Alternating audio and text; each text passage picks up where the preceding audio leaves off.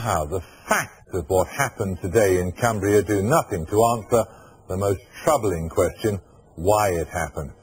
How one man becomes so deranged that he takes a gun and shoots total strangers at random. In the space of just over 3 hours, a taxi driver kills 12 people and wounds a further 25.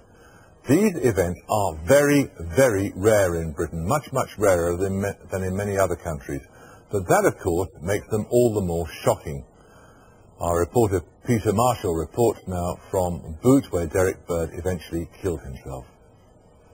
In the peace of the evening, the police tape, the cordoned-off crime scene are incongruous. But then nothing about this day seems to fit. The nice guy who became a killer, the innocent victims, nothing. The landlord of this pub outside Boot was one of the last to be shot. No, just how seriously. Well, we think it's not life-threatening anyway.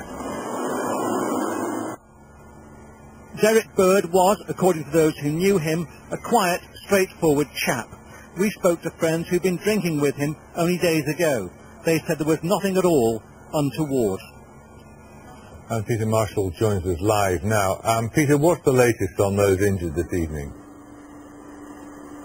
Well, the latest is there are now 13 confirmed dead, 25 wounded, 5 of them seriously, 3 of them we believe critically. Among those shot by Derek Reed was by Derek Bird was one Don Reed, another taxi driver. He wasn't Derek Bird was living in Rowra and had lived there for some years. That's some 8 miles outside Whitehaven. We know he was divorced with 2 grown-up sons.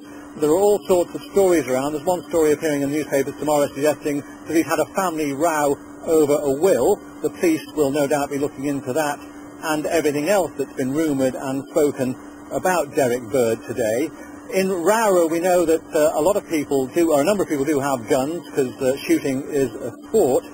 And they'll look at the licensing of those weapons and when Derek Bird had permission to have those weapons and what type of weapons he had permission to hold, because as we heard in the film, one of the guns he had seemed to be worked for far more than just ordinary sport.